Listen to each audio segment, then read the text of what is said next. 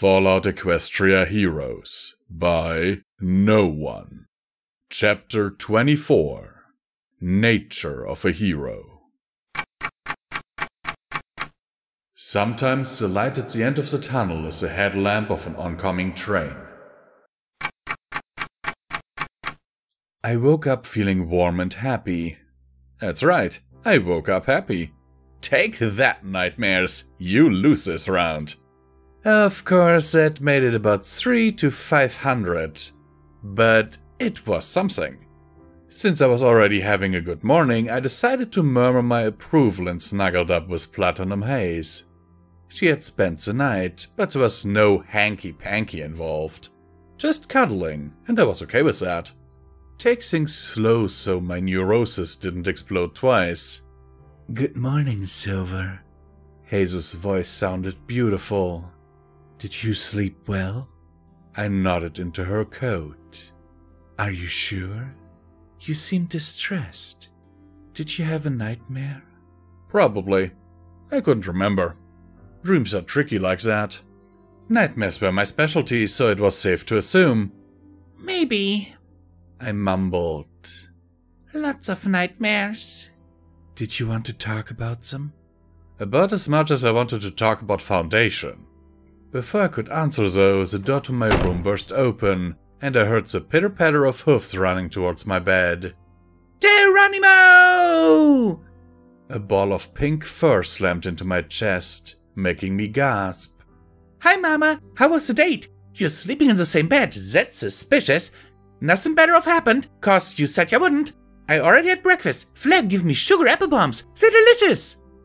I'm sure they are. I rubbed at my eye with my foreleg. Can you get off me? Your boss wanted to see you. Better hurry up. I looked over to see Flair standing by the door, faking a smile. I wasn't sure why House wanted to see me. There were still a few days left before I had to go to work. At least that's what he'd said before. If he'd changed his mind, I would be annoyed. Right. Part of me wanted to stay in bed next to Platinum Haze forever. But we both had work to do. Serenity? I said again. That was all it took to get her off me, which gave me room to roll off the bed and trudge to the bathroom. Be right back. Before I went in, I grabbed my saddlebags and dragged them with me. When the door was safely closed behind me, I sheepishly slumped to the sink. After splashing water in my face, I looked at the cracked mirror above the tap and sighed. Just as ugly as the last time I checked. Though my mane was starting to grow out even more, which gave me an idea. I carefully grabbed the hairbrush in my fetlock. I started to brush at my mane. It wasn't easy because, as an Earth pony, my magicless existence made maneuvering things difficult, but also because my mane was a tattered mess of sweat and knots. After some considerable effort, I managed to brush a lot of my pink and white mane so it was hanging over the right side of my face, covering at least some of my scars and part of my eye patch. It wasn't a perfect solution, but it worked.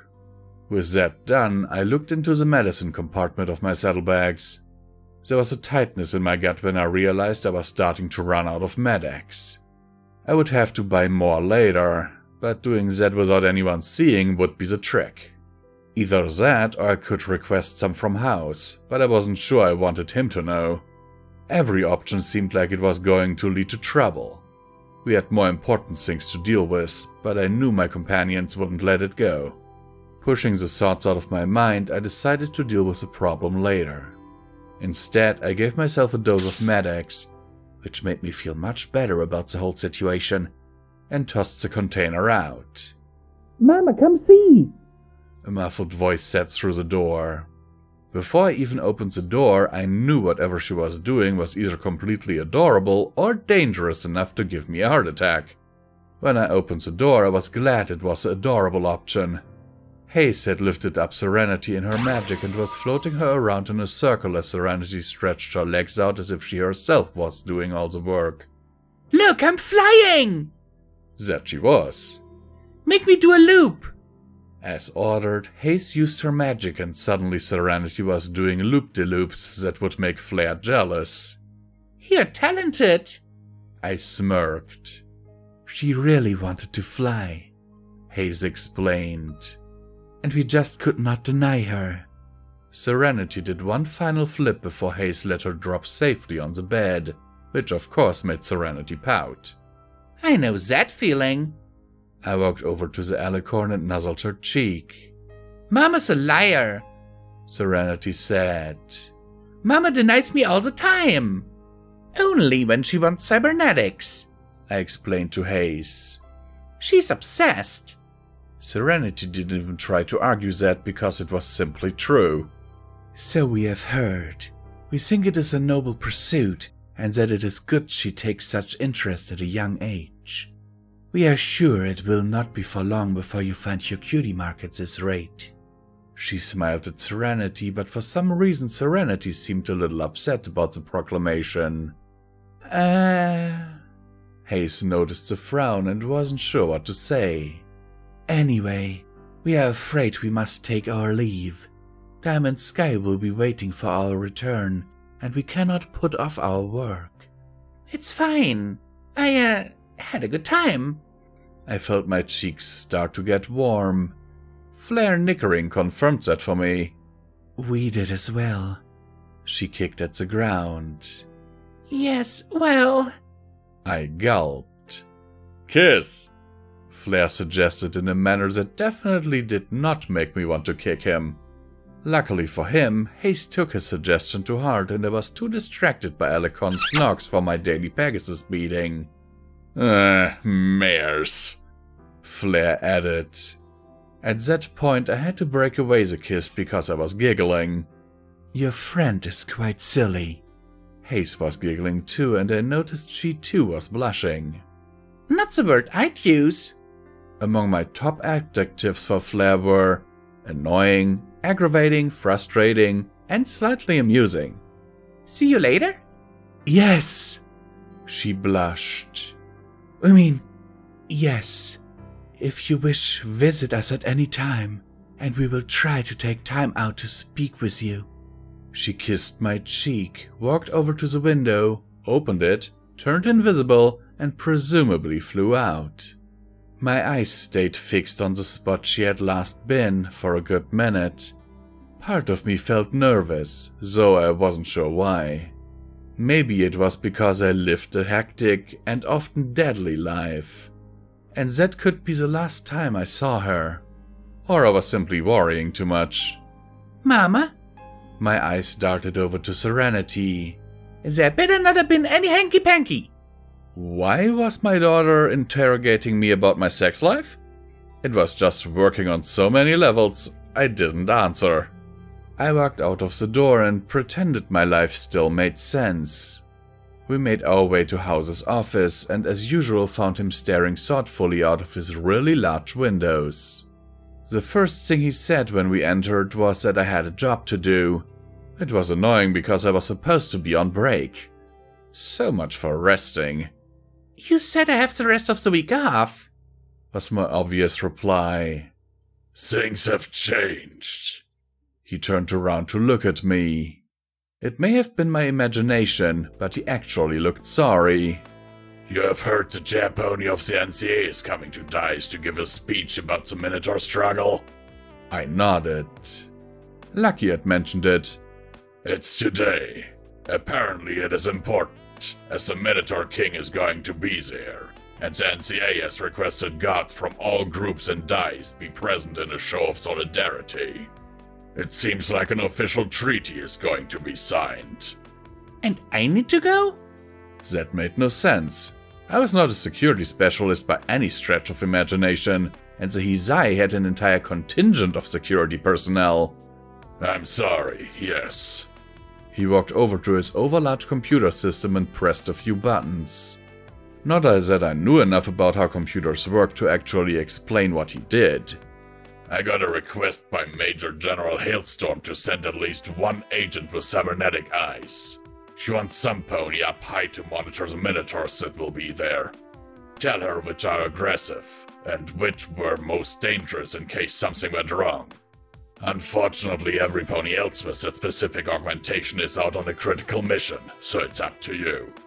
The thought of being up high sent shivers down my spine. And if this was today, that ruined that whole getting off drugs thing Flair had set up. I'd try to hide my disappointment. Lovely. Is it tonight? This evening at the NCA train station. You'll go through the main gate and go with the rest of the guards. Try not to fight with any Galatians, Mustangs, or Biases. He looked back at me. The finishers are sending a few too. You can fight with them if you want. But I rather liked the finishers. At least when they weren't drugging me. Once you're there, you'll report directly to the Major General. You'll find her in the back of the station on the furthest railcar. And hired. He walked over at me to glare face to face. Do not fuck with her. She holds a lot of power, and I would like for us to be on friendly terms. Sure. What, did he think I was going to kick her in the face or something? I wasn't that dumb. Oh yeah, I found something. The ghoul raised an eyebrow at me. Serenity, could you get the documents? It was just easier than looking through with my mouth. Sure, Mama. A few seconds later, the documents I'd found in the tunnels were floating out in front of me in a pink glow. What are these? He started to flip through one to the end, and his eyes went wide as he saw the signature. Walkirk. Where did you... An old office in the... My men found that office years ago. He cut me off. Secret compartment of one of the drawers. I continued, pretending not to hear his interruption. It was protected by a magical shield. It was poorly designed. They might be interesting. I motioned at the documents. Very interesting. I will take a look. His voice sounded kind of distant as he read.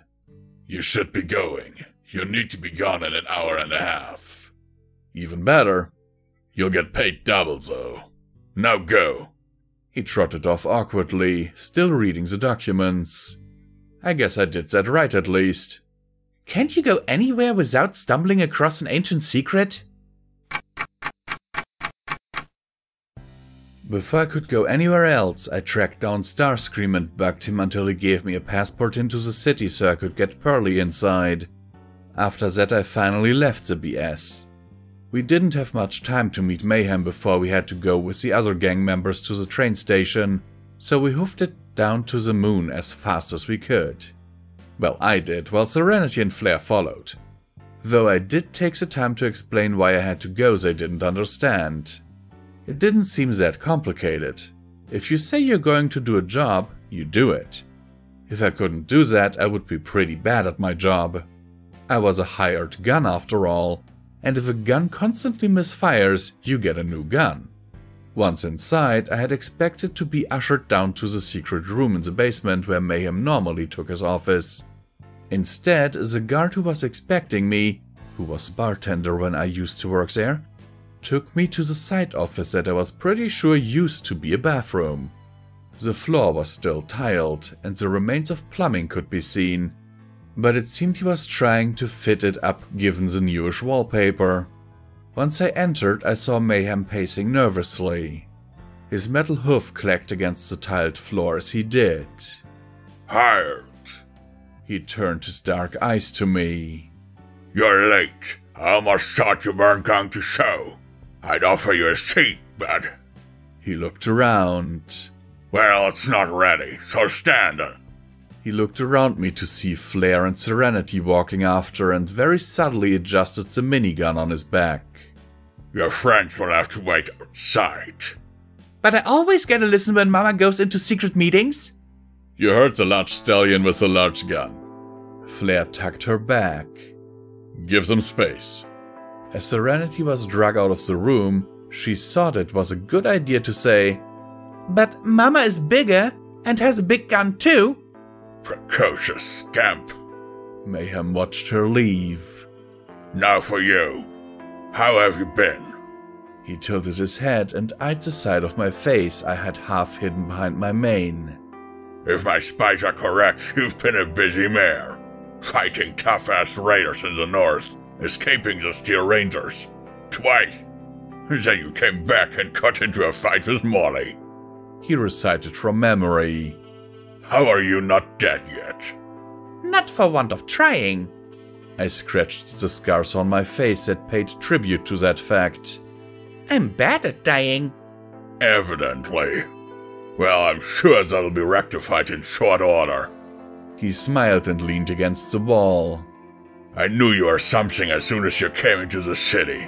Roy let me handle a lot of recruitment work, and I have ponies searching the street looking for good mercs. When I heard about a giant of a mare walking into a drug dealer base and cleaning it, well, I had to have her. Then you show up, drunk and horny. Well, it was easy to get you into debt. Then you killed Roy, and I knew I had a winner. It's a shame you had to go for a house. I couldn't make a better use of you. I'm not an asset to be traded and used. I leveled my one-eyed glare at him.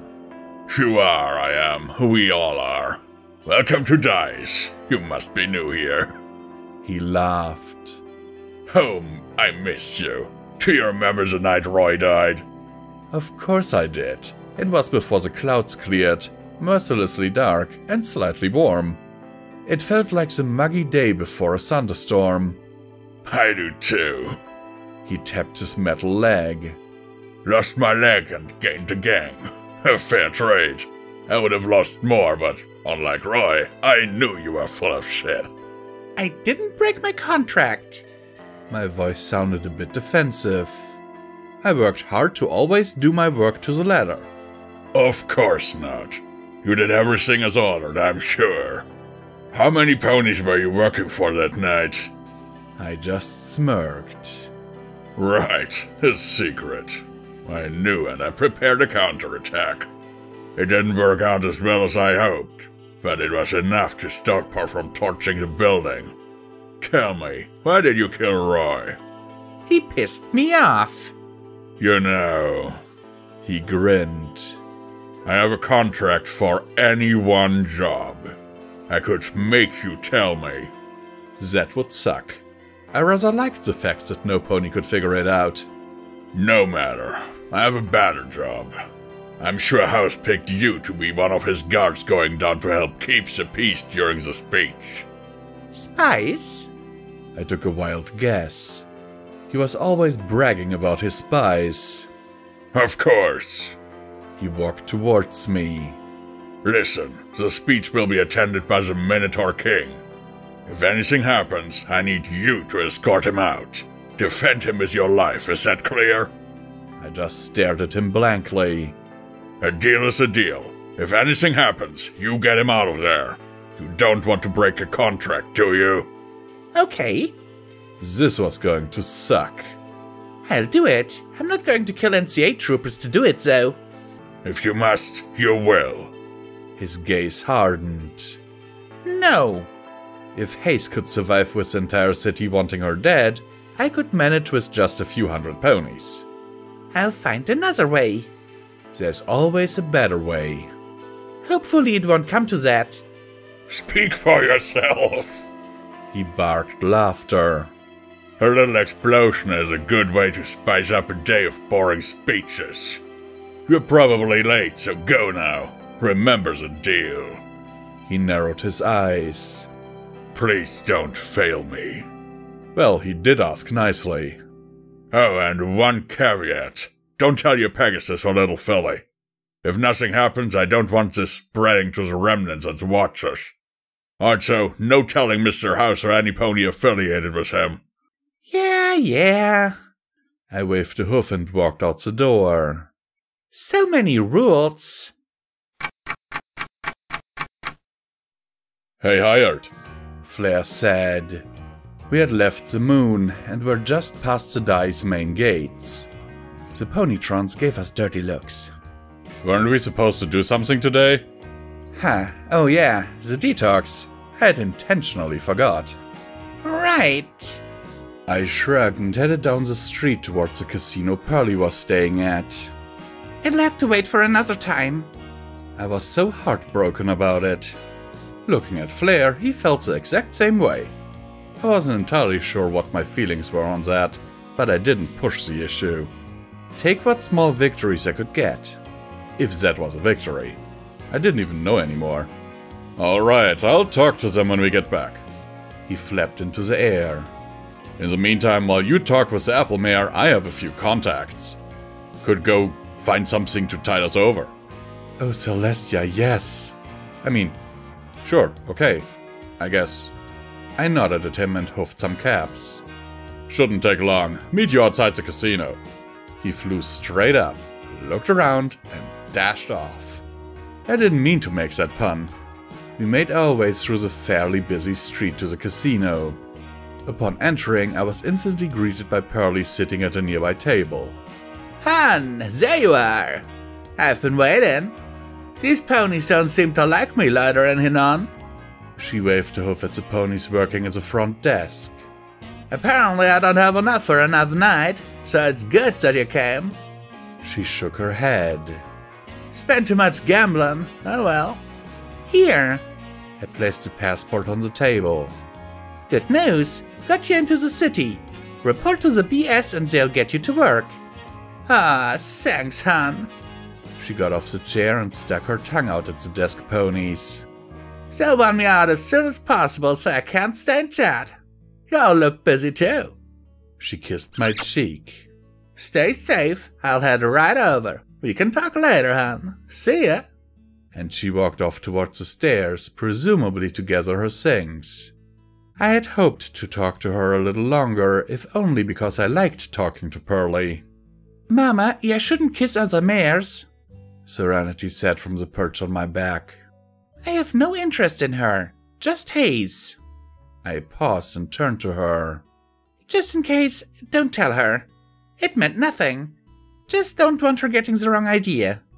Most of all, I didn't want Diamond Sky to skewer me if she misunderstood.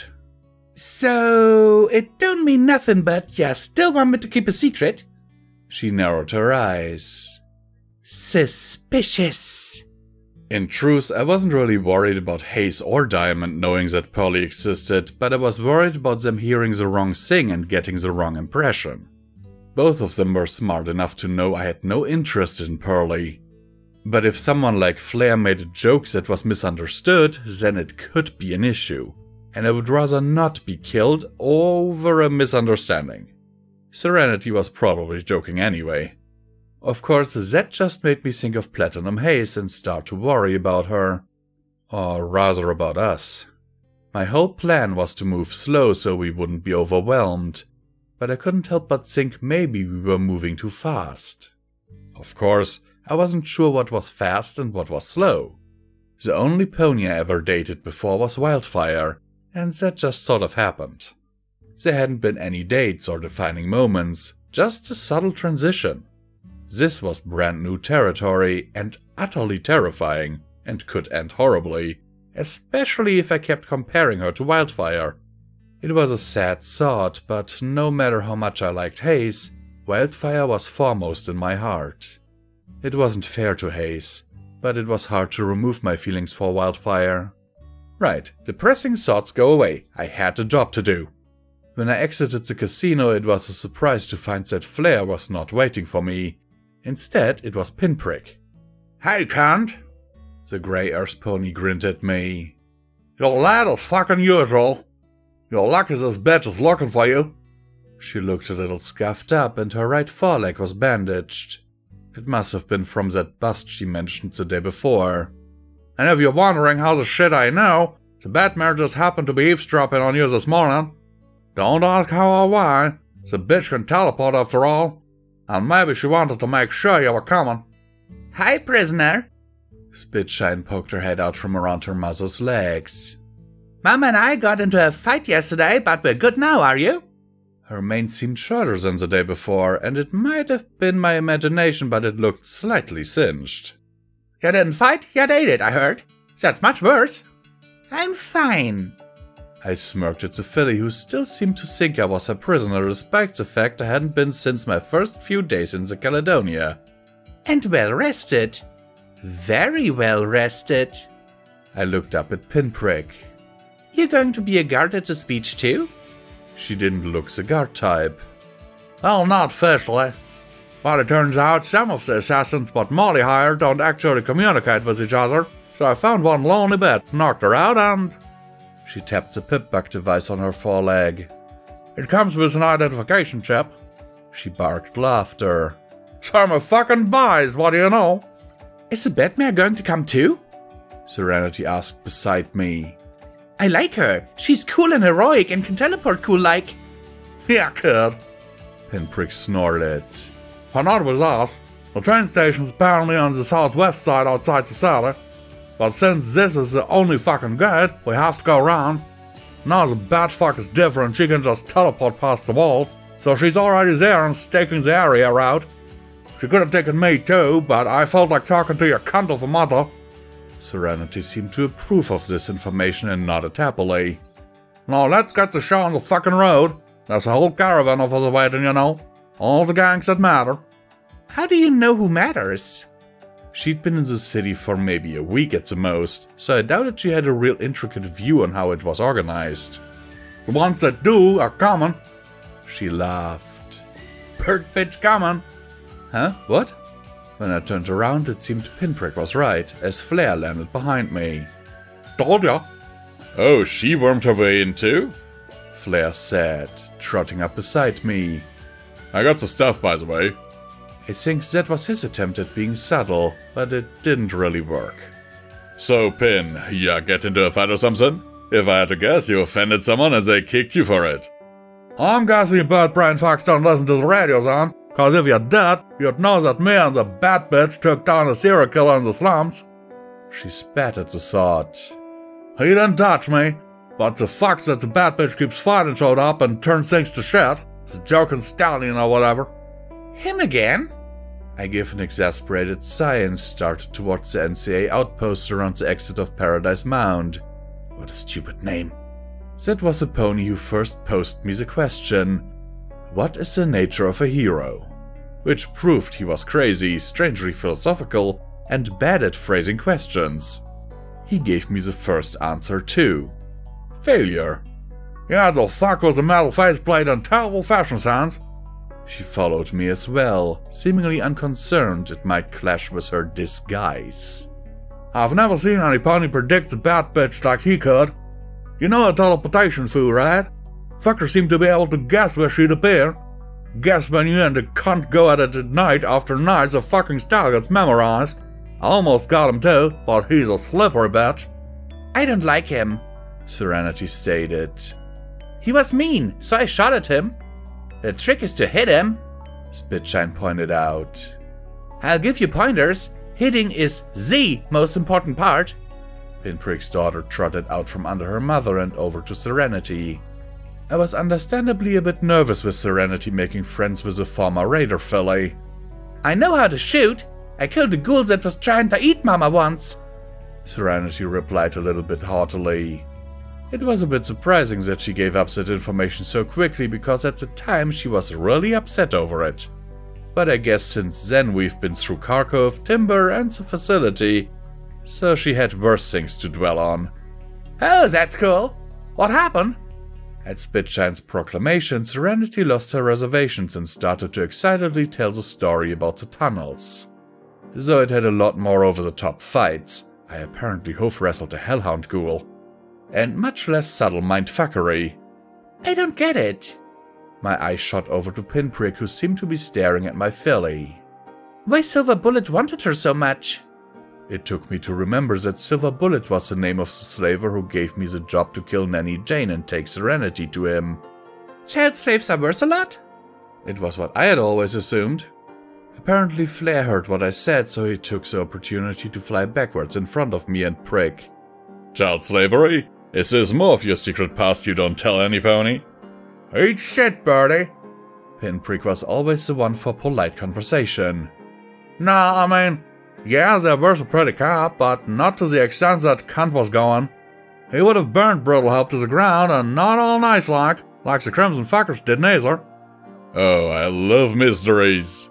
Flair could not help but flip himself upside down. I still didn't know how he did that.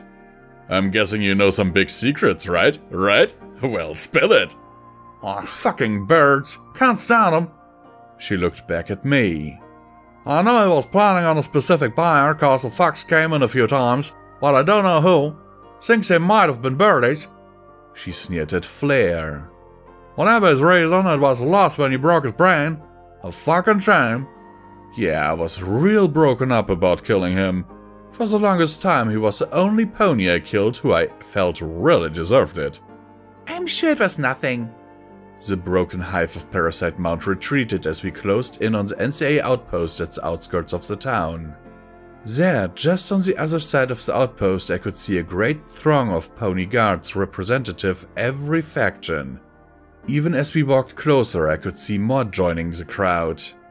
If anything represented Thiese, it was that great crowd of ponies. Just ponies though, and it wasn't like the land was devoid of other races. I'm not sure what it said about the city, or about me that I was joining them, but it couldn't have been a good thing. Though this was supposed to be a show of unity for Thiese, as soon as the group started to move, each of the gangs separated into their own separate marching columns. The only real unity we showed was that everyone agreed to glare at everyone else. It made the whole walk almost as tense as the infamous most awkward Vertibug ride ever. It also made the walk long and slow, because the train station was on the west side of Thiese. We were forced to walk the long way around the city walls. It would have been frustrating, but it allowed me to see the ruined city surrounding Thiese in all its glory? Much of it was nothing more than rubble or buildings barely clinging onto their foundations. It looked all the more dilapidated compared to great grey walls of Thiese standing tall behind the ruins. It was an interesting juxtaposition. It was an interesting contrast. As we walked, our route forced us down a cracked street in between large broken buildings on either side. There was a call from one of the NCA ponies in the front to be on our guard. The talking around me went quiet and it seemed like every pony around started to get tense. When I looked over at the buildings, I thought I saw shapes through broken windows and cracked stone. Grey dirty things that moved quickly and quietly. Raiders are worse, Flair said in a low voice. Used to be Bloodwings until the Enclave drove them out. I wasn't sure what a Bloodwing was, but I had a feeling it would be bad. One of the shapes in the second-story window stopped and looked at me. It was a dark thing that barely looked like a pony at all. I carefully nudged Serenity behind me for protection, just in case. They were driven out of Parasite Mount before I was born. Flair explained about the raiders. Some have been here longer. They have been so mutated by radiation and toxins, they're barely ponies. Whatever the thing was that stared at me, it didn't stare for long as it decided it wasn't worth the trouble. Radiation? You'll see. Keep your head down. As soon as I did, I could hear gunshots. The buildings made the noise echo though, so try as I might I couldn't find the source. There was a flurry of repeating blasts before the street went silent again. That seemed like a good enough reason to keep my head down. So I couldn't help but look for scurrying in the buildings, but there was nothing there for me to see. Whatever raiders were there decided not to repeat the mistakes of the pony that just shot at us, so they vanished back into urban jungle. We were walking over a slight hill when every pony turned their head to stare at something. When I looked, I was in awe too. Less than half a kilometer away was a huge impact crater. At the center of the crater was a pool of water that glowed with an eerie bluish-green light. Part of me wondered if this was where the megaspell that killed Thiese had fallen. Though it was strange, we were fairly close to it, but my Pip-Bug wasn't giving me a radiation warning. It's odd that a thing emits a lot of radiation, like melt-your-face-off levels, but it doesn't spread beyond its little hole. Or at least not much. Flair said, staring at it. He flew above Thiese many times, so he must have been used to the sight. I'd no idea something like that was so close to the city. Funny thing is that apparently the megaspell that hit Thiese was an airburst. It shouldn't have left the crater. It don't look like the one in Iglow, Serenity said, also staring at it. There's one there too, but it looks different. It was wider there, and more green stuff. Not as deep. She paused. At least I think. I ain't been there for a long time, but from what I remember. Her voice trailed suddenly, unsure. I heard once a meteorite hit the city. So I couldn't remember where I heard that. And it got covered up as an attack. Huh? Flair looked over at me with a raised eyebrow. Now that's new. Ain't never heard anything about that. I guess it's not impossible, just unlikely. Whatever caused that, it plagued the ruins of Thiese for years. The new city was built keeping in mind to stay as far away from the crater as possible, while still incorporating the larger buildings that hadn't been destroyed. You're a wealth of knowledge today, Flair. Either he was trying to be helpful to make up for that whole falling off the wagon, or is it getting on the wagon thing, or he wanted to rub his knowledge in my face. What? Knowledge is power, Silver. He looked me over and smirked. So you're screwed, and besides, it's fairly common knowledge, at least to us factions that actually teach our members. The Enclave takes great pride in teaching our folds, and history is important. Thiese would be proud. He added quickly, At least she'd be proud of the parts of the remnants didn't greatly alter it to their own benefits. If you listen to their teachings, you'd believe the Caledonian and Equestrian Pegasi almost won the war single-hoofedly. Flair went on telling a few stories of ponies he knew that actually ventured into the crater. Apparently one turned into a mass-murdering maniac who tried to use a mega-spell to blow up Thiese, while the other just sort of melted away. Of course it was Flair, so it was safe to say that the stories were either greatly exaggerated or made up wholescale. About an hour after we got around the crater, we finally made it to the NCA base. Looking at it from the distance, it looked more like a temple than a train station.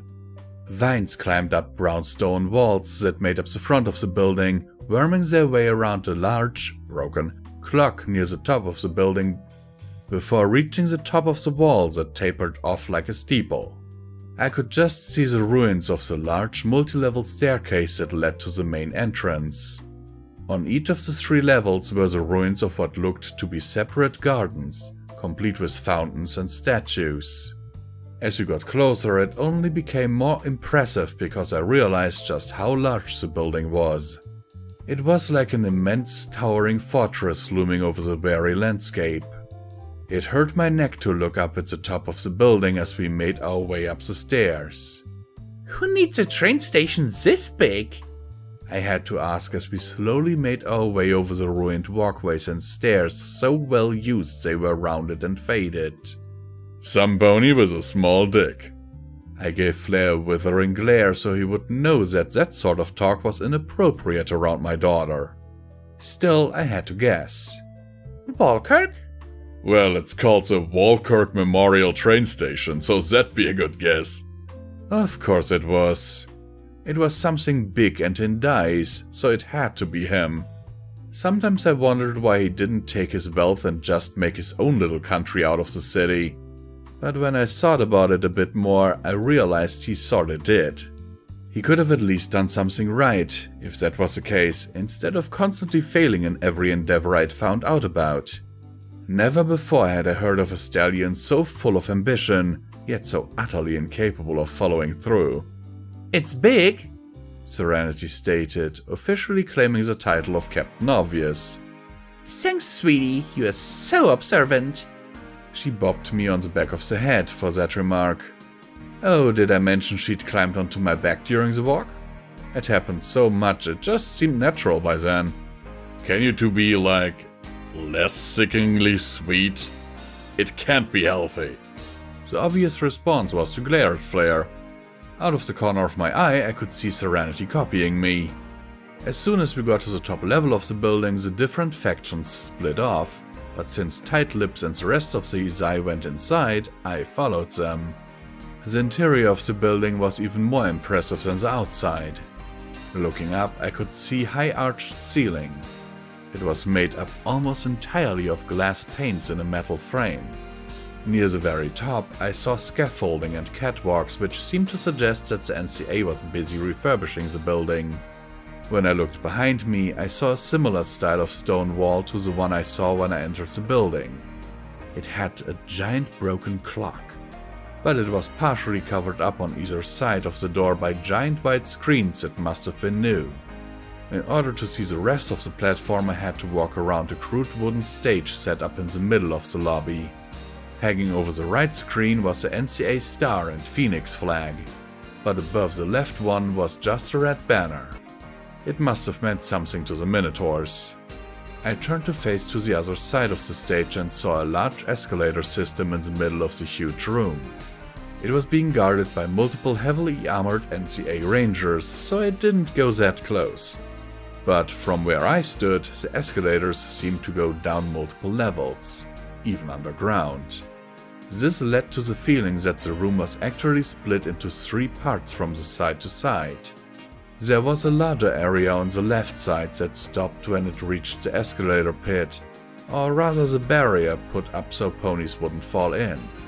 That led to the pit area, which was really a series of escalators that went down several floors, before leading to the right floor area that was the same as the left one, only on the other side of the pit. It seemed a bit needlessly complicated, but immensely useful in this occasion, and delegates from both the NCA and Minotaurs were already getting set up, and the 2 groups were splitting up, the Minotaurs on the right side of the pit and the NCA ponies on the left. It was a neat little solution that was much better than actually having the supposed peace agreement be announced with ponies and Minotaurs actually intermingling. Celestia forbid. My eyes were drawn over to the Minotaur side of the lobby though. For some reason in my head, Minotaur were all humongous, a large horde of identical monsters rampaging across the land. Instead, I saw something much different. Even though few Minotaurs were waiting, and all seemed to be soldiers, given they were wearing metal armor and brandishing spears and guns, they were as different from each other as I was from Flair. They were tall, others short. A few were dulled out reds and browns and blues, but at least one was a bright yellow and 2 were a deep pink. It sort of shattered my prejudice, or at the very least cracked it. Hired? Huh? What? Hired! Earth to hired! My eyes turned to Tight Lips, who was waving with one of her cybernetic hooves. Ah, you're back in the world of the living! Not sure what I was going to do with you. As you're not part of security... Oh wait, I get to do nothing! Turns out you're special because of your eye, and Major General Hailstorm wants to speak with you personally about your job. Makes my work easier. She waved over an NCA guard. This lovely mare will escort you to the General. Play nice and remember, whatever you do as a representative of Mr. House. Right this way. The female guard said, starting towards the left side of the lobby. Your friends can come too, but the Major General will need to speak with you in private. At the end of the long lobby, there was a smaller and less fancy series of doors that led to the first sign that this place was actually a train station. Out the back of the lobby was a large outdoor train platform where I assumed ponies used to wait for trains. On the left side was a train that looked like it hadn't moved since the end of the world, while on the left there were just empty tracks on a lower section.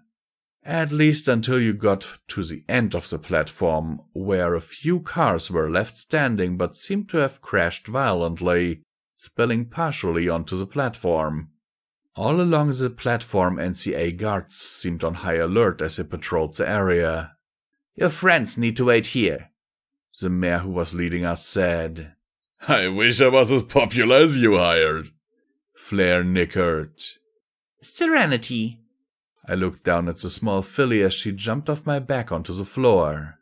Be good for Mama and make sure Flair doesn't get shot. Okay, I'm the best at getting ponies unshot. That didn't make much sense, but she said it with such unabashed confidence I could not help but agree. All right, I said after briefly mussing up Serenity's mane. Let's go. The guard smirked a little and led the way. The car she took me to just happened to be at the very end of the really long platform on the left side. The car in question looked like it had been freshly painted blue, and above the door were the words Major General Hailstorm in gold. My stomach twisted, staring at the words, and I found myself stupidly nervous. I had many of Thiese's top brass to the point it was almost sort of silly, but it was this pony who made me the most nervous. Maybe it was because now I actually understood how the city worked and how the NCA worked. Or maybe it was because this pony, as the top military commander of the NCA, had more ponies under her command than all of the other leaders I'd talked to put together. The guard I was following showed no care for my existential crisis and abruptly opened the door, making me scramble to follow her. "Hired gun of the Thiese," the guard said. The inside of the car seemed to have been cleaned of seats and was carpeted in a dusty blue. The walls were painted a similar blue except for the occasional NCA crest. On the far end of the car were 3 ponies standing around a table. One of them was General Skoyotl, who saw me and gave a short "Huzzah!" while the other was Major Lucky, who stared at me briefly with his pale eyes before mumbling something I couldn't hear to the pony I didn't recognize. The one I didn't recognize was a fairly large brown unicorn mare with her pink mane and tail both tied back in matching braids. She whispered something back to Major Lucky before finally looking over at me. "Hired gun of the Thiese, I have been waiting for you. Leave us, all of you, at once." Her voice boomed through the car, and at once the 2 high-ranking NCA officers went for the exit. "Don't fuck around with her, Hired," Lucky said to me as he walked past, while Skoyotl gave me a gentle stallionly nod. That left me with the intimidatingly large brown mare alone in the car. She gave me a hard glare before slowly cracking a smile. "You're actually larger than me. I can hardly believe it. Well, get over here. No pony is watching. I can't abide by my stuffy procedures. Would you like a drink?" She floated out a wine bottle and started to pour me a glass, even though I didn't say anything. The best thing about the apocalypse was that it made every bottle of wine a vintage. I stopped at the table but gave her a respectable distance. "Thank you, ma'am." "Don't ma'am me. I hate being ma'amed. It makes me feel old." She sipped at her glass. "If any pony should be ma'amed, it's Major Lucky. He's as old as Celestia and naggy as a crone. Well, drink." She stared at me hard enough that I took a drink. "Not what you were expecting, huh?" I looked the mare over. She wasn't that old, but I could see a few gray hairs in her pink mane and wrinkles forming around her mouth and eyes. She looked strangely comfortable in what would normally be a very stuffy dress uniform, though she seemed the type to be comfortable anyway. "I didn't know what to expect. I tried to keep ponies off guard." She looked over the table and flipped over something she didn't want me to see. "Enough about me. This is about you. House promised me a lookout and I got you. You look like me in my prime. Well, if I was a tad bit larger and with fewer body parts. Which is not saying much for your looking skills, as I could never be arsed. I preferred the front lines." She grinned at me with an almost stunningly wide smile. "Well, take the patch off. Let me see it."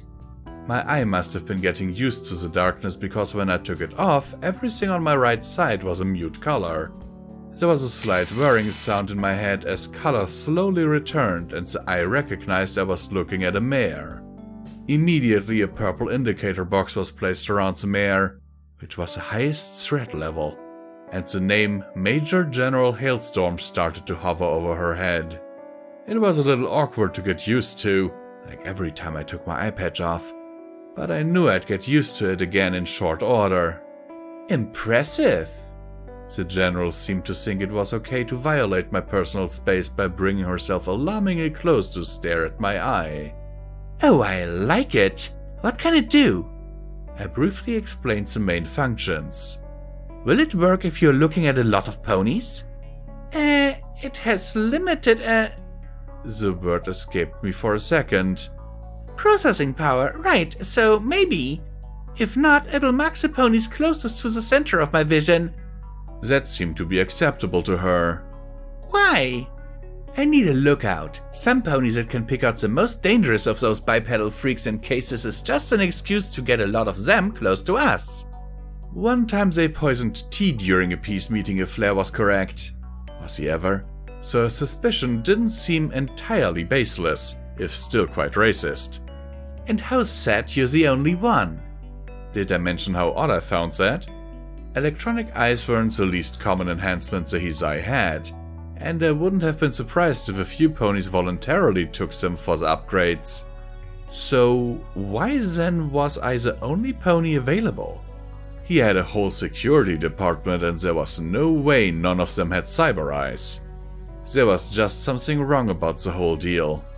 As usual, I got the feeling I was missing something vital. I guess so, I said as calmly as my eyes scanned her office. For a remodeled train car, it actually looked almost professional. Of course, in the wasteland, not being covered in shit counted as professional. Right, good. Finish your wine and no, you can't have another. She wandered off to get something out of my view. Are you really the leader of the NCA military? She turned and glowered at me like I was an idiot. What exactly did you expect? She scoffed. Kill enough bipeds and they'll give you whatever office you want. When the last Major General bit the hay, there was a vote among the military top brass. It's really the only fair way. Before, the chair pony used to pick the Major General. But he has no military knowledge. She laughed. Clear enough. Stop asking questions. Lestia, some ponies don't know how to give respect. She muttered as she poured herself yet another drink. Sorry, I nervously took a sip of my wine. It was okay tasting, though a bit fruity. I'd take whiskey or golden harp any day of the week. But I seemed to be in shaky enough ground as it was, so I shut the buck up. Sorry. Yeah. The large unicorn walked over and placed a strange black device on the table in front of me. Where's this? Short-range communication device. It'll let you report what you see in real time. You'll be alone up there. It's right above the floor and high, so it'd be off-limited use to a sniper unless you can shoot straight down. High up. My mind went back to those catwalks I saw over the lobby. Hell no. There was no way I was going up there. No way in hell I was going up there. I was cut off. That happened too much. It'd be easier if ponies just took turns speaking. It is good to know House remains such a close friend to the NCA. She filled up my cup. Hate to have anything jeopardize that. I made a mental note that Major General Hailstorm was good at reading facial expressions. Have a drink and then I'll have someone show you where to go. She waved for me to finish my drink, which I dutifully did. I'll ask you go alone. None of your fellows or what have you. The catwalks are old and you look heavy enough. Oh, and they were easily breakable. This was going to be fun. I turned and walked out of the room and ran straight into my waiting friends who all but forced me to tell them my job. Which I did, with only a little annoyance. Aren't you scared shitless of heights? Thank you, Flair, for your brilliant and annoying commentary. Is this a good idea? About as good as sending you on a diplomatic mission. That was a witty retort, right? I had been practicing. Good or not, House expects me to, so I need to. Just had to not look down, while also looking down and scanning the area for the most dangerous minotaurs. This really only left one option. Will you be okay, Mama? Just fine and dandy. Don't worry, we'll be right there with you. Actually... I explained to them that it was not really possible or a good idea for them to come with me. Well, I guess I could, as they were both light, but I didn't really want Serenity that high up if it was so sketchy, and if she wasn't going, Flair would need to be with her. Just because I had to do something stupidly dangerous for my job didn't mean I was going to let Serenity come with me. "Don't worry, I'll be fine," I said, not really believing it myself. Well, from what I've heard, there's a spot in the back for non-military to watch the speech, so I'll be there in case you fall. I raised my eyebrows because the thought of Flair catching me seemed unlikely. Until I remembered he'd actually done it once, so he had some trouble then. It would have to do for a backup, but it did fill me with confidence. "Thanks," I said. The guard who was leading us looked back and sped up her pace down the train platform. "Once we get back, Flair, we really need to do that thing." I didn't really want to, if I had to be honest, because Medex did help, and I needed all the help I could get. On the other hand, I didn't want to scare Serenity or push away Haze, so I guess I'd just see how the detox went. Yeah, we'll reschedule. He rolled his eyes. "I'm serious." Well, mostly serious. He must have sensed that because he stuck his tongue out at me as we entered the building again. "What are you two talking about?" Serenity gave us both very suspicious looks. "Something secret? Bet I know what it is. I'm very intuitive like that." I'm sure she was, and it wouldn't have surprised me if she knew, but I didn't really want to talk about it with her, so I stared disinterestedly at the marble-tiled floor. "Well?" She was impatiently waiting for a response. "I won't tell you what I know then, if you're gonna be that way." "I already know what you know," I sat back as the guard led us through the fairly tight group of NCAs set up to watch the speech. "I know that you know that I know. I know you know I know you know I know." Wait. I scrunched my face up. "What?" I knew you'd say that. Flair smirked as we reached a small door in the side of the wall near one of the room's many large windows. I looked up nervously to see that high above me a catwalk extended from an unseen door and went across the top of the room before it attached to the walkway that went down the length of the building. "Up there," the guard said, looking at me. "Keep the headset on." I wished he didn't have to remind me about it, because it was annoyingly uncomfortable. "And keep in touch. Don't forget you can turn the mic off with the buttons aside. Might be difficult for an Earth pony as it was designed for unicorns, but whatever." She opened the door, revealing a very skinny room filled completely with an old metal staircase that was definitely not up to safety standards. "Have fun." The guard chuckled and walked away, leaving the three of us there. "Hired?" Flair said uncharacteristically softly. "Are you going to be okay? I carefully looked over at him, trying my best not to look completely terrified. You'll be fine. I'll be watching. Just fine." Just hanging way too high in the air, in a stupidly large room, on a catwalk that was stated to probably not be able to hold me. Oh yeah, just fine. It didn't make my chest tighten and heart race or anything. Something small pressed up against my leg, and when I looked down I saw Serenity hugging it. "Don't worry, Mommy, I'll catch you," she said as a pale pink glow engulfed her horn. I couldn't help but smile, and I felt some of the pressure in my chest loosen, but not nearly enough to make me comfortable. "Thanks." I wrapped my metal leg around her. "I'm not scared. Whatever you say, Mama," she said with one of her brightest smiles. "See ya later." She took a step back with Flair, letting me enter into the room and close the door. In the silence of the room, I could hear the subtle sounds of stairs creaking and groaning. This did nothing for my growing anxiety but make it worse. I could do this, though. I had been higher before, the most awkward vertibug ride ever came to mind. And I had fallen farther. The time I jumped. Okay, not thinking about that would be a good idea. So this would be a cakewalk. I was built like a tank after all, so what did I have to fear? Heights. Right, almost forgot. I was very thankful Flair went medicine shopping earlier, because at that moment I needed a Med-X just to get into the first step. It melted some of my worry away, enough to get my leg functioning again. You see, it wasn't strictly heights that scared me. It was falling. And when the chance of falling increased, the fear associated also did. It was like math, but with my fragile mental state. Slowly, and I do mean very slowly, I managed to climb the staircase. It was a long, treacherous climb, and every time I heard a creak or a groan, I had to take a break to stop my heart from leaping into my throat.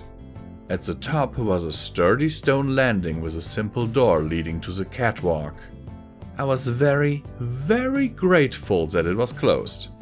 It was one thing to be up high in an elevator or hotel room, and quite another to be on rickety platforms where you can see how far you will fall if anything at all happens. My legs started to shake a little, so I took a brief moment to rest on the platform and catch my breath. It wasn't much further now. It wouldn't be so hard. Just walk onto something that could break if I sneezed too hard. Why did I have to be a huge bucking pony? This would be so much easier on my brain if I was flare-sized. Then I took a second Med-X and injected that too. It made my head a little woozy, but helped with the anxiety. It helped a lot less when I opened the door and looked out onto the catwalk. It was as thin as a strip of metal. Whoever chose grading would be see-through instead of solid metal was forever on my shit list. Hanging way too high up over the lobby and apparently kept up by thin strips of metal wire hanging from the ceiling. All in all, I was not impressed with its structural integrity and completely flipping my shit. I had to stand on that. With my hooves. Above. With only that to keep me. How was I going? I slammed my head into the door frame, but all that did was make my head hurt worse than it already did. How was I going to do that? It wasn't. Ponies who weren't afraid of heights wouldn't have even walked on that. It was insane and stupid and just... Alright, I pulled out my third Med-X. It was the only way I was going to get on there. Though more likely I'd overdose and die, but it'd mean not walking on that catwalk. The needle pierced my skin and I felt a slow and familiar rush of euphoria. Only something felt off. My head started to spin and the world seemed to dance around me. Things moved that shouldn't have, or maybe that was just my head moving. My legs, even my cybernetic one, felt like jelly under me, and before I could do anything they gave way and I was lying face first on the floor. The cold floor. It was like someone took a cloud and parked it in my brain. Then there was darkness as my heavy eyelids fell over my eyes. That was okay though, it was a comforting darkness. This was going to be awkward to explain. Go get mother, Meadows said to me harshly. I didn't at first. I was almost too scared. Everything seemed to happen so quickly. First I was running around playing with my brother and then I found a strange box of weird blue bullets. That was all good until a pony named Smooth Tongue showed up wanting them and suddenly everything was tense and weird. My brother seemed to be guarding the box for whatever reason and a few nearby ponies were shouting things, which is when he started barking orders at me. I wasn't really one to argue with the older brother, even if he was smaller than me. The olive stallion smiled at me as I tried to get around him and his weird friends. Yes, go get her. The mayor should be here. I didn't like the fact this pony seemed to know Mommy, so I stuck my tongue out at him and started to run back towards the main Mayfort building. Since our house was right beside the entrance to the warehouse, it didn't take that long. Since Mommy was the mayor, we got one of the biggest houses in town with 2 whole rooms. I found her in the second room where she kept all her weird books and stuff. Mommy was the prettiest pony there ever was, even when doing boring stuff like reading, and she always had time for me. As soon as I ran in, she looked up at me and set her book down. Hello, sweetie, what is it? I was helping with the thing over at the place there in the building, and I found this box of bluey bullets, and this bad guy came up, all evil-like, and Meadow said I should get you. So here I am getting you. I took a deep breath. It seemed important. Evil-like, dear? She seemed ever so sweetly at me. What did he look like? Oh, he had evil eyes, and a weird green coat, and a long grey mane. Her expression changed instantly to one I didn't understand. No, it's too soon. She quickly put her book into the bookshelf. It had a black cover with weird white dots all over it, and started to the door. Stay here, please. Don't leave this room. She quickly hurried out, leaving me alone in the room and very confused. Mummy usually let me go with her if I wanted to, and she never was this worried. There wasn't much for me to do though, so I walked around in a circle until that got boring. I wanted to be a big pony. In my mind I was sure Mummy was going to go teach that mean pony a thing or two, and I could help. Even though I was still young, I was big and strong, I could totally beat him up. If only Mummy let me. With a little huff, I trotted over to her bookshelf and marveled. She had over 20 books. That was more than the rest of Mereford combined. Mummy was a really smart pony, a lot smarter than I would ever be. She could read and think and do all sorts of cool stuff. Sometimes she read to me, but never with these books, because she knew I wouldn't understand. Still, I was curious as to what she was reading about. So I took the weird black book off her shelf and laid it on the ground. I flipped through the book. I was careful to do it carefully and not leave any hoof smudges. And noticed it only had words but cool pictures. Mostly the pictures were of strange colored rocks, but I saw at least one silvery looking sword. It was so cool.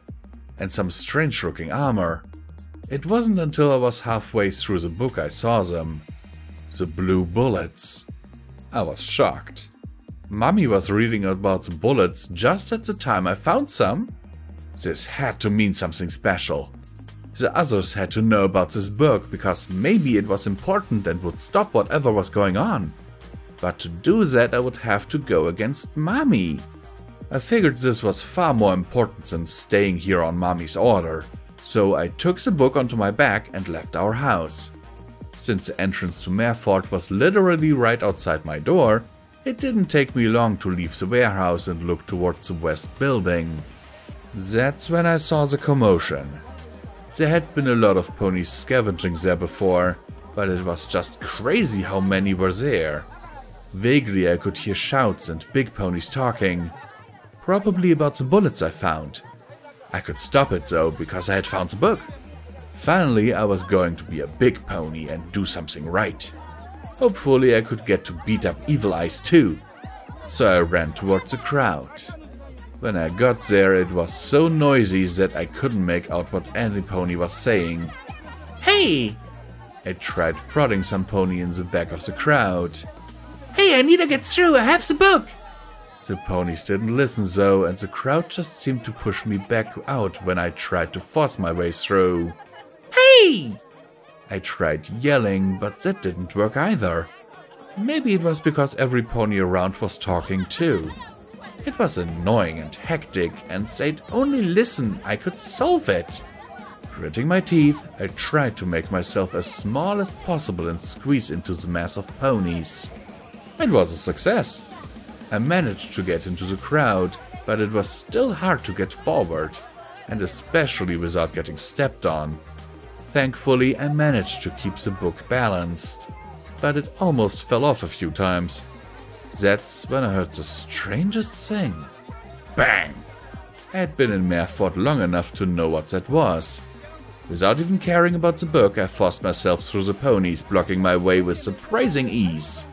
Either they finally realized I was there, or were so shocked they stopped moving. It must have been the second, because the crowd quieted down too, and all I could hear was the sound of some pony crying. When I emerged from between some pony's legs, I saw Cakewalk first. She was crying over something, and it took me a second to realize what.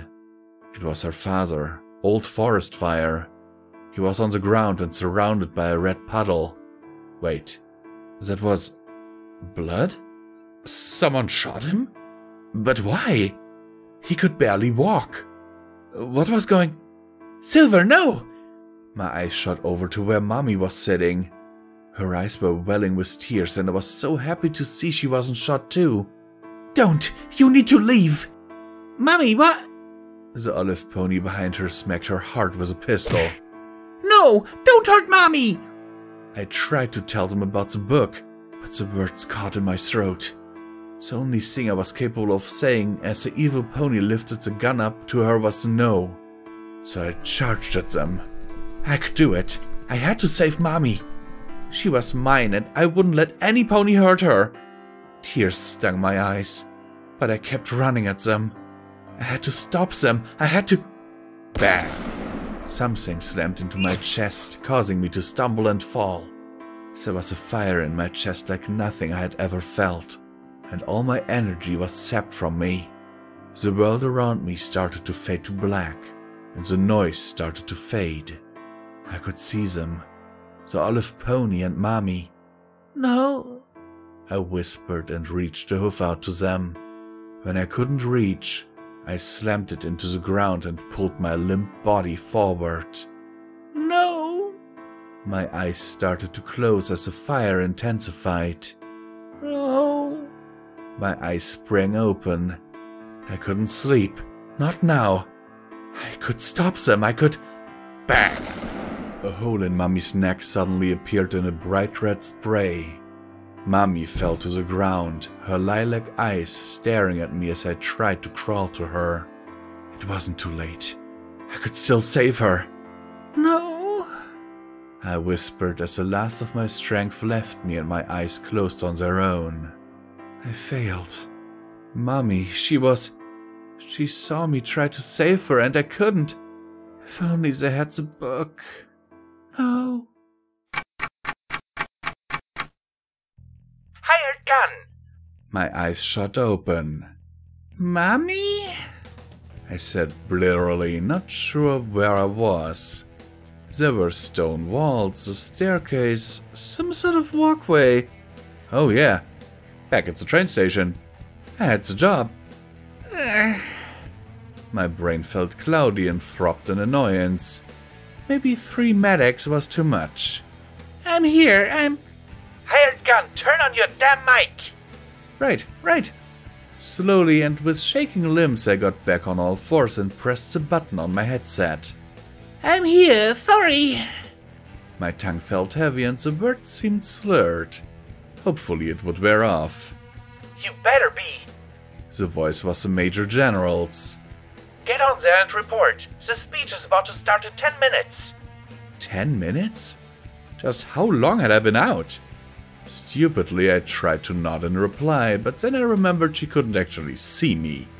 Yes, ma'am. I stumbled onto the catwalk. The creaking sound it made when I first stepped on was enough to snap me back into reality.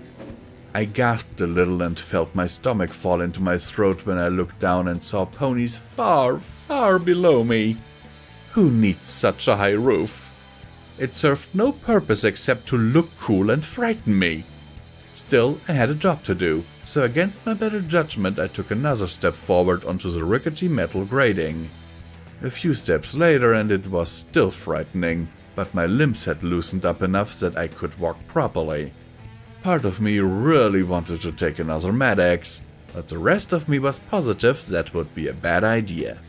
When I got to the crossroad, where the catwalk running across the room and the one running down the length of it intersected, I stopped and took a look around. From the looks of it, every pony and Minotaur who was ready for the speech was already there. The right side was filled to the brim with soldier-looking NCA ponies, while the left was slightly less full, but still contained a sizable number of Minotaurs. It must have been strange for them being in a building designed for 4-legged creatures. The catwalk I was standing on was directly over the stair pit in the middle of the room, and looking down made the ground seem even further away, which did nothing for my anxiety. At the very bottom, though, I thought I could see the remains of more train tracks. Maybe an underground train system? Or something? Hired, are you there? Report! Here! I replied, walking across the walkway so I was directly above the Minotaur's side. My eyes slowly adjusted to the strange creatures and thin multicolored icons started appearing. Near the front, I said into the mic. a purple minotaur with a weird hat. He's a high-level threat. That's their king. The staticky voice said into my ear. And that's a crown, but it's good to know it is working. Oh, right. I made a mental note to watch him in case anything went wrong because Mayhem told me to protect him. Okay. My eyes scanned the small semicircle of minotaurs guarding the king. His guards are low, except the one directly behind him, and those are high. The brown one. Just then I saw a trio of ponies start to climb the stage in front of the lobby. They were too far away to see properly, but my eye labeled one as Major Lucky, the second as General Skyotl, and the third unlabeled, so it must have been a pony I never met.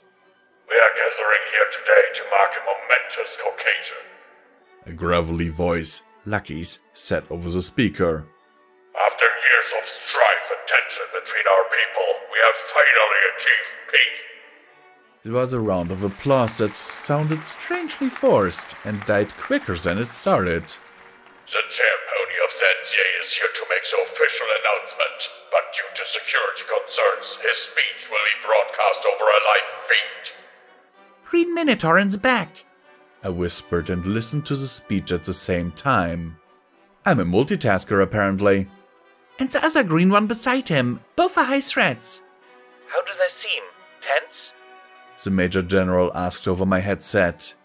Calm. That was true enough. All the ones I could see seemed to be leaning lazily on their spears, or standing quietly, but none looked ready to fight. This all might be for nothing. Just as I spoke, the two giant screens beside the stage flickered and came to life. On them was, I assumed, the chair pony of the NCA. He was a surprisingly young, if plump, light grey stallion with a short-cropped bronze mane. His eyes seemed focused and his mouth as tight and serious. Fillies and gentlecoats, bulls and cows, it is my great honor to speak with you all today. The stallion's face was stiff as he spoke. The war between us has gone on far too long, and we can no longer fight pointless battle after pointless battle. We cannot go the way of the zebras and ponies before the war to destroy ourselves instead of make peace. And for this reason, the NCA Council of Cities, as a Minotaur Royal Court, has agreed to The picture stuttered and started skipping, and for a second I thought I saw something red on the screen. Major Lucky tapped his microphone. We seem to be experiencing a minor technical difficulty. We're dispatching some technicians to look into it if you'll all please be patient. My shoulder suddenly stung, and when I winced and held it, I could have sworn I saw something flying above the glass ceiling. A Pegasus, maybe. Hired. The Minotaurs, are any hostile? I snapped out of the pain and ignored the height long enough to look down at them. They seemed calm, if a bit confused, and my EFS had them all non-hostile. All non-hostile. I reported as the screen started to come back. Everything is good. My voice trailed off as I saw who was staring over the lobby from the screen. The pony had a murky red coat under a heavy application of white paint, and even with the face paint it was easy to see half of his face was cybernetic. Hello, lovely. You had to be kidding me. I am the laughing stallion, as if you haven't heard of me. Oh, then you really have been listening to the news. Everyone stay calm. Lucky screamed into the microphone. No pony move. Every pony does. Stay put. We will handle the situation, but we need everyone to stay put. What the hell? Some pony finds that stallion. Find him and kill him now. As the voice yelled in my ear, I looked down below and saw a squadron of ponies break off from the crowd and head down the stairs. Now, I bet you're all wondering what I called you here for. He snickered and then giggled. Wait, you're not here for me, you're here for him. He shoved the camera roughly to the side where the NCA chair pony was tied up, gagged and struggling. Seriously, try recording a speech and pretending it's live? That's easily but my center. He may have been a joke of a pony, but this was serious. My eyes shot down to the minotaurs below and I noticed that the king's bodyguards had created a circle around him, and all were hefting their spears up. They looked tense, but none of them were noticeably hostile yet. Whatever was happening, it didn't look like they planned it. I want his head 10 minutes ago. The voice in my head screamed. Yes, ma'am. A second voice said, Hired, don't move. Keep an eye out. If any of these bipedal bastards make a move, send them to hell. I gulped and gave a quiet affirmative. It wasn't really something I could do under Mayhem's orders, so I really hoped I could just give warning shots, and that they'd listen. This had gone so wrong so quickly. The NCA security were running around like chickens with their heads cut off, and the guards from the gangs just stood dumbfounded and staring at the screen. There was no way that fool could have done this much by himself. The entire lobby below me had went from peaceful to enough tension they were about to break in 5 seconds. And then it got worse. The catwalk underneath me started to groan and shake, but I hadn't moved. Wait, that meant my head snapped towards the nearest door only for my eyes to catch sight of something rolling towards me. It was too late to run away, and suddenly my world was filled with a stinging green light. Warning, system malfunction. Red reports appearing in my vision was bad, right? Yes, it was bad. Critical error, system shutdown. My eye flashed a few more errors, distorted my vision, and finally shut off. Whatever just hit me, it was like my spark pulse emitter but in grenade form. The fuck? I muttered and tried to take a step forward, only for my cyber leg not to budge, sending me face first into the grating. The whole walkway shook uneasily and I heard the sound of cracking somewhere. It's going! I looked up and saw him. On! I bet you're all wondering what I'm doing. The laughing stallion said as the stallion looked down at me with a self-satisfied smirk.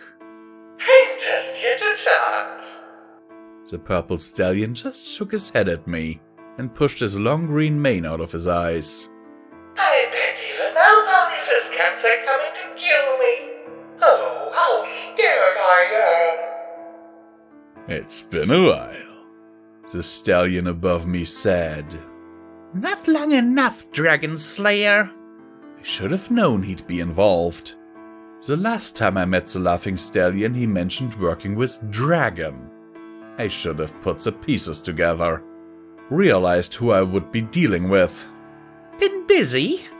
It was basically required for me to ask a stupid question. Stealing the chair pony of the NCA out from under their noses does take a certain amount of preparation. He pointed his rifle down at me. I'm surprised to find you here. You're supposed to be dead. His golden eyes flashed with amusement. Yeah. I struggled to my feet and fumbled for subtlety, but he was faster. His bullet missed me, but I heard it crack against my battle saddle. Still, I had to try. My teeth clenched against the firing bit and...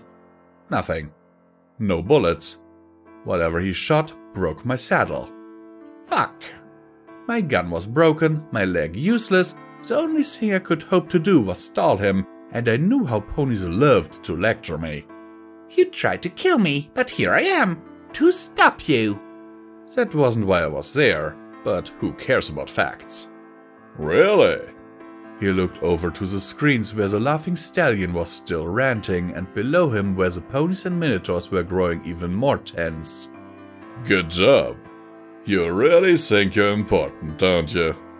I just glared in response, hoping I could stall him for long enough for my cybernetics to restart working again. You have no idea what's going on. I had a few ideas. You were important once, but you're not anymore. Now you're just another deluded fool trying to survive in a city actively trying to kill you. Fuck you! Keep talking, you arrogant bastard. He had to. I needed the time. What I am here to tell you, my lovelies, is that the war is not over. Even though I was not looking at the screen, I could still hear that crazy stallion over the speakers. Oh no, not at all, because you see, nobody wants us to be. Don't you ever wonder why I wanted Kharkov to get into that battle? All the damn time. You idiot. And he said nothing more about it. Helpful bastard. What? I tried to move forward, but had to drag my metal leg. You're trying to get the city to fight? That's it, right? You're begging for a war. Why else would he go to these lengths to break up the peace meeting, conference, speech thing? Why? Who cares? The city has always fought. There was no way he was alone, though. He had to be working with someone, something to pull this off. He must have been working for a gang. One of the more ambitious gangs that was tired of the constant infighting. It was the only option that made sense. Have every pony fight and let his own gang pick up the ashes and take unparalleled control of the city. Maybe reigniting the war between the NCA and Minotaur was a way to remove the dangerous NCA influence? That was it! He had to be working for the Steel Rangers. They were forever hampered by their inability to fight the NCA, so by taking them out of the equation, they could better control the fractured city. Especially if they got everyone else fighting too. Taking control of the pre-war technology stash was clearly the first step of their plan. I can see you think you've worked it out. He just shook his head. You haven't, trust me. I'm not an idiot hired, not like you. He walked towards me. For example, only an idiot would fight you one-on-one and expect to win. So I took out your cybernetics, and now you can't fight me. Easy. So trust me when I say anything you think you know is wrong. I'm just fucking with you before I kill you. What an arrogant little git. He talked and talked. Not to me, though, but past me, as if I wasn't worth of his words. I realized that he wasn't even looking at me. I loved it when ponies weren't paying attention. Crack! What the? My pip-bug slammed into his skull. He tried to scream as he stumbled to the side, but I kicked him again with my working leg. The only problem was a force that was hard enough to send me stumbling and limping, which gave him enough time to back up. Shit. I looked around for some sort of advantage. I couldn't let him get the upper hand again. That's when I saw his rifle on the ground. He must have dropped it when I started kicking him. Without a second thought, I kicked it, sending it sliding through the rails and onto the ground far below us. Not bad. Blood was flowing down that bastard's face. Not bad at all. He shook his head and pointed at the screens. But it's too late to stop this. Take a look. My curiosity was overwhelming, so I turned my head to the screen.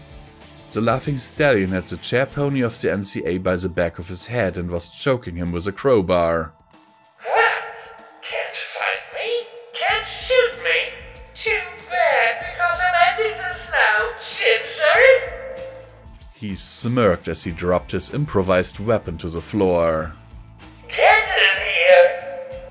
A giant brown minotaur walked into view and the whole building gasped. The beast grabbed the chair pony up by the mane and pointed a gun in his face. Even at the face of death, he had the courage to spit at the creature's face.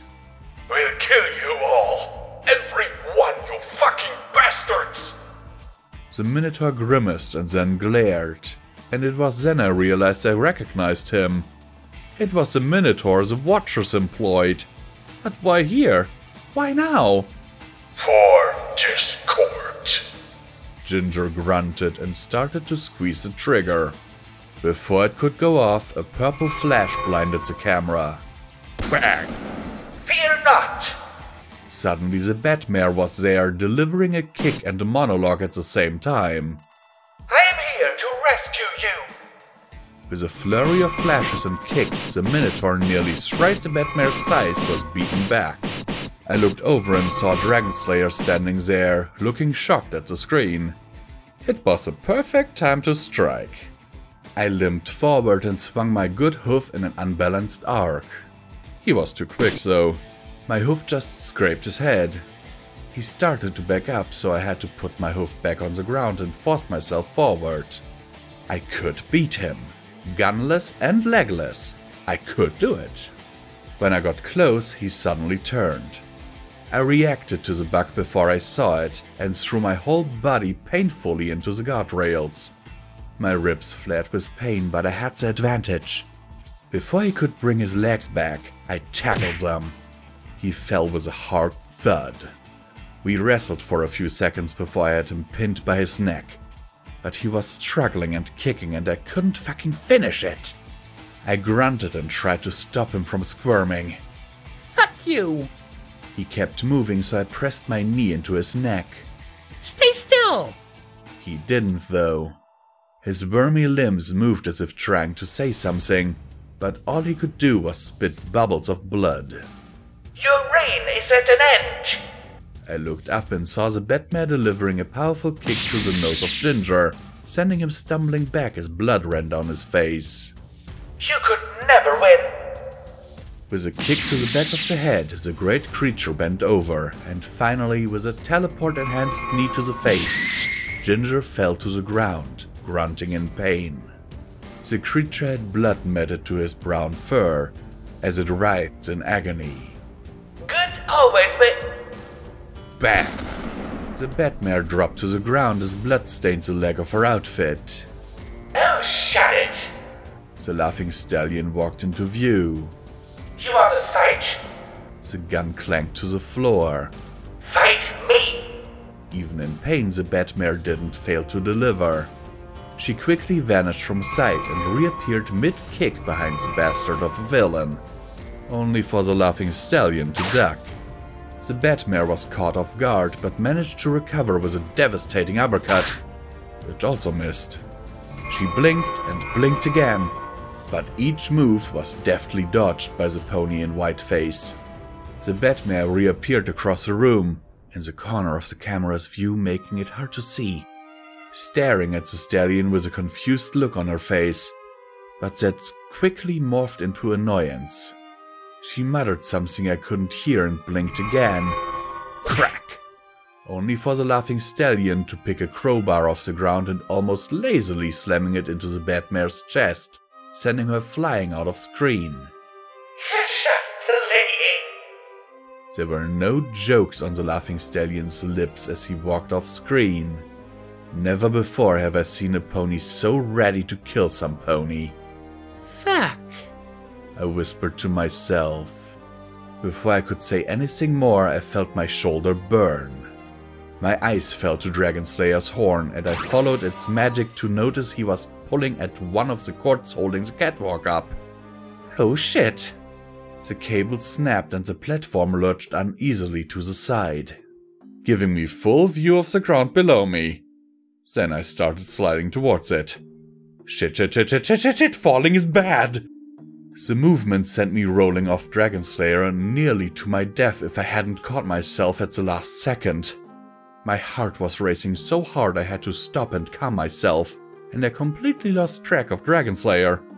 At that moment, the only thought I could think of was, falling is bad. Goodbye, Hired. Oh, he was standing above me, with a pistol in his mouth. Bang! Both of us turned our heads to the screen to see a massively injured Ginger kneeling over the body of the NCA chair pony. A smoking gun was in her hand, but the bullet missed. He lifted his hand again and tried to aim through the pain, but it kept shaking. He had to put his other hand to the gun to steady it. He fired a single shot. Bang! The Minotaur laughed to himself in triumph. The NCA chair pony was splattered against the floor by a minotaur as hundreds of ponies and minotaurs watched on. There would be no peace after this. No hope for reconciliation. Every pony! Lucky screamed over the loudspeaker. It was too late though. Already I could hear shots being fired below me. Stay calm, there must be an explanation. A spear flew from somewhere in the minotaur side of the lobby. Everyone not already shooting gasped as the ghoul stumbled back and sat down. His eyes fell to the spear protruding from his chest. It looked like he was speaking, but he was too far away from the microphone and the words were lost. The two ponies beside him rushed to help and maybe he would survive, but it was too late to stop it. Bullets flew like hail from the NCA side, and I could hear the shouts and cries of minotaurs as they died in bloody pain. Some ran forward to the guardrail for some measure of cover, while others retreated back looking for something else to hide from, but all of them threw their spears in return before switching to rifles and heavy-looking machine guns. So much for peace, Dragonslayer quipped as my ears boiled with rage. It couldn't be like this. There must have been something I could do. Anything! I did the only thing I could do and charged. It was an unsteady, uneasy gait with my powered down leg, but I hit him all the same. The purple stallion was pushed back, grunting in pain. I saw his pistol fall from his grip and I kicked it off the edge, like I'd done to his rifle. The distraction was all he needed though, because when I looked back at him, his horn was glowing. Something tugged at my leg hard. My balance was thrown and my face slammed into the grating so hard it cracked. There was another burst of magic and the sound of a cable snapping. Then I started to slide. As my hoofs scrambled for something to grab onto, I looked behind me. Whatever he did, it snapped the catwalk in half and the side I was on was tilting heavily to the floor. Panic filled me as the edge slowly came closer. My heart jumped into my throat and my hoofs flailed about trying to stop my descent. This was not how I wanted to die. Damn it, I needed flare or platinum haze or wings or anything. My leg snapped onto the guardrail just as my hind legs went over the edge. My leg tightened around it and I held on with all my might. My hind legs kicked out uselessly from where they hung over the edge, but I couldn't get myself back up. With a slow gulp I looked down. I could only bear to look for a second, but it seemed like the minotaurs were retreating down the stairs. All the time I noticed a pony running across the lobby towards the stairs to the catwalk. I couldn't tell who it was, because just then the Batmare fell back into the screen. Her mask was torn in half, but her face was covered with blood. She tried her best to stand, but her knees shook and she fell into a growing puddle of blood. Pathetic. The laughing stallion sauntered into view, seemingly unhurt. There was a spark of anger as he saw her horn start to light up. Crack! The crowbar slammed into it and the Batmare wailed in pain. The glow didn't stop though, despite it all. Barely over the speakers I heard her speak. No, I will. Crack! The second hit to the Batmare's horn left a long crack from the base to the tip. The glow vanished in a bright light. This did not stop the mare as a small spark of light appeared on the tip of the Batmare's horn, only for it to vanish and her to gasp in pain. You don't get it, do you? He dropped the crowbar and leaned over. You're not a hero, I'm not a villain. You're just a stupid little mare who was trying so hard to be a hero you lost yourself in the fantasy. The laughing stallion doesn't exist. He never did. He rolled his eyes at the name. He was created to give you something to fight, to distract you. Get it now? He lifted her head up. Get it? It was a game and you lost. You're not useful anymore. This was the final gambit. Now you die and I can take off this paint, you worthless bitch. He stood up and whipped his face with a hoof, leaving a smear of white paint. You could have been a hero, not just pretend one, but a real one. Instead, you're going to die a failure. For all the trouble the bad mare brought me, my heart couldn't help but throb for the poor mare. All she wanted to do was help ponies, and now... I always liked him. Such a good actor. My eyes turned back to where Dragonslayer stood, safely on the part of the catwalk that wasn't collapsing, over me as I dangled above death. Shame he has to go like this. Has to go like what? He pulled out a strange device with a long antennae from his barding and magically pressed the button. I felt a shockwave of familiar pain wash over me as the device did... something.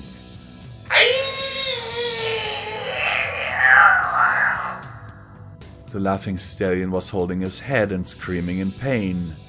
He took his hoof away from his face and a sickly green light started to shine from his eyes. What did you... I tried to look over at Dragonslayer, but he was galloping over the rickety catwalk towards the door. Midnight, get me out of here! His words were cut off as the door suddenly exploded into splinters and something came flying out.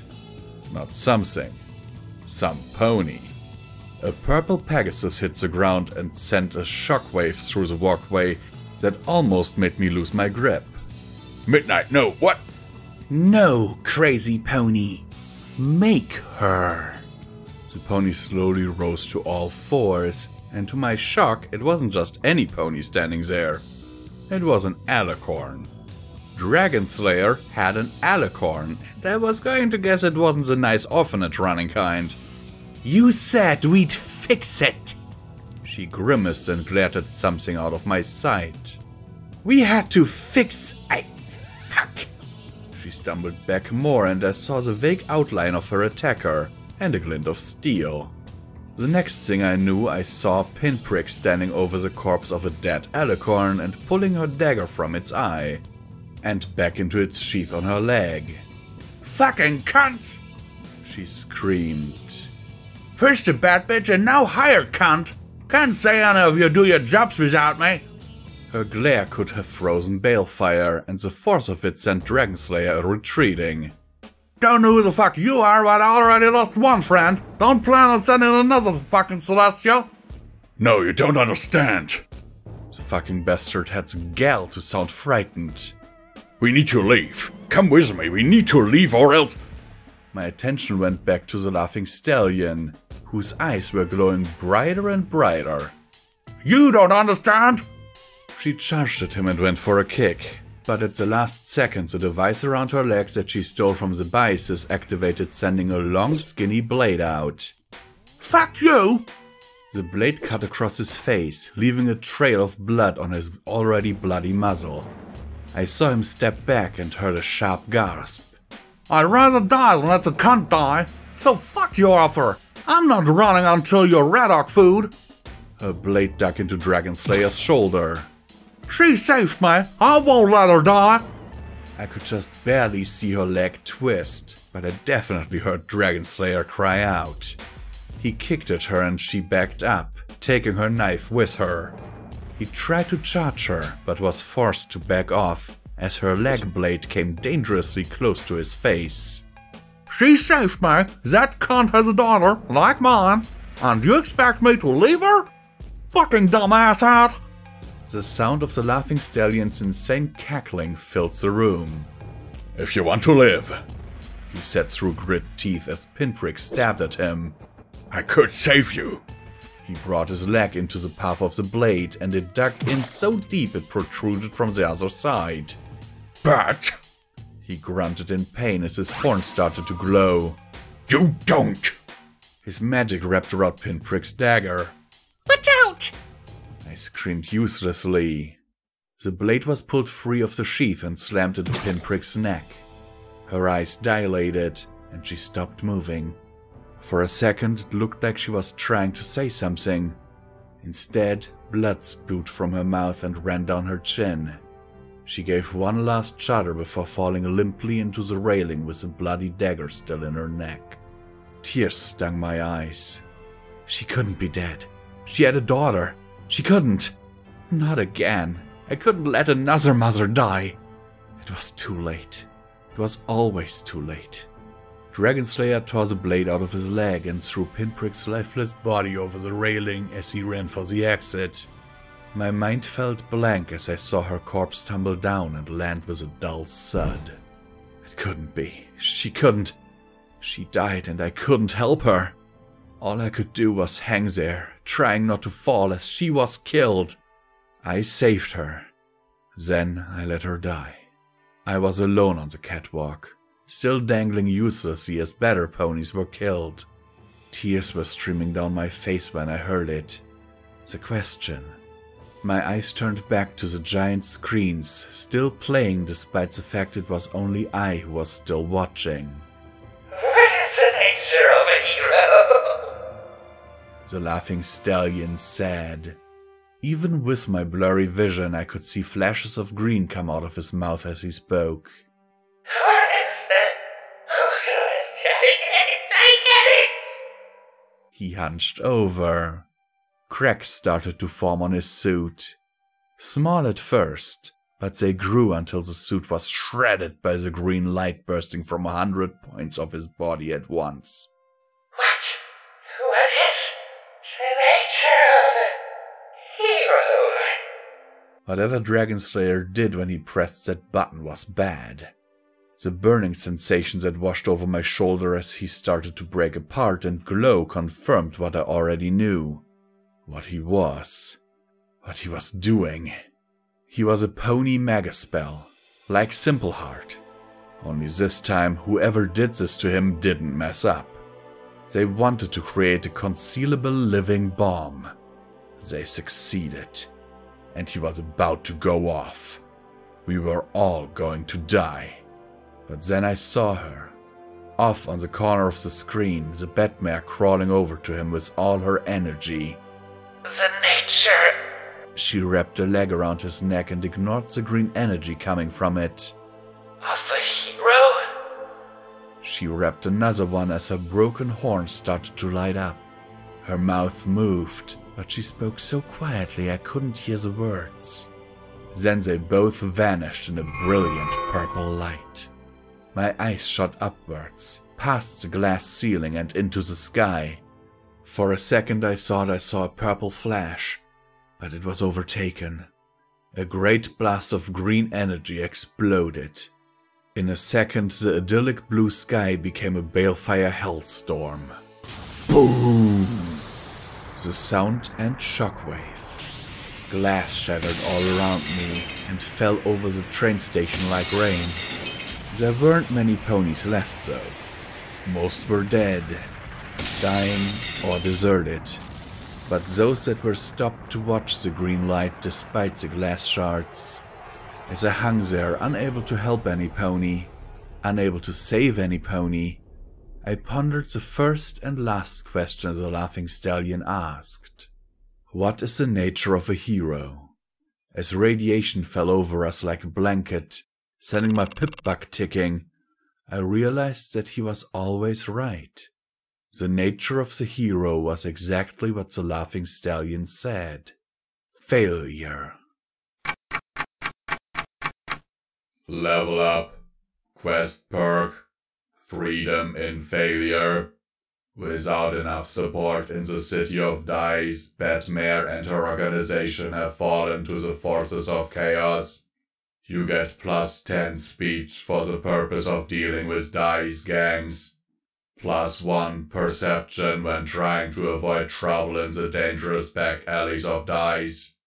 This perk is incompatible with sorrow in success or confusion in compromise. Hello everyone, this is once again Commentator Visual Pony. Well, I'll remind you that you can support Pony&Wolf Productions through the links down in the description below. Every dollar is needed, is appreciated, and helps to keep the lights on around here. Oh my god, this chapter was kind of a mindfuck. Oh god. Sorry, I don't have much to say here. Just that I hope that you enjoyed it, and yeah. I'm also sorry. I don't want to keep talking much longer because my lips are dry and my throat is kind of hurting, so yeah. Anyhow guys, have a good one, see you in the next one, and I hope that this video finds you well in body and mind. We here at Pony&Wolf Productions thank these amazing patrons of ours for their monthly support, without which all of this would not be possible.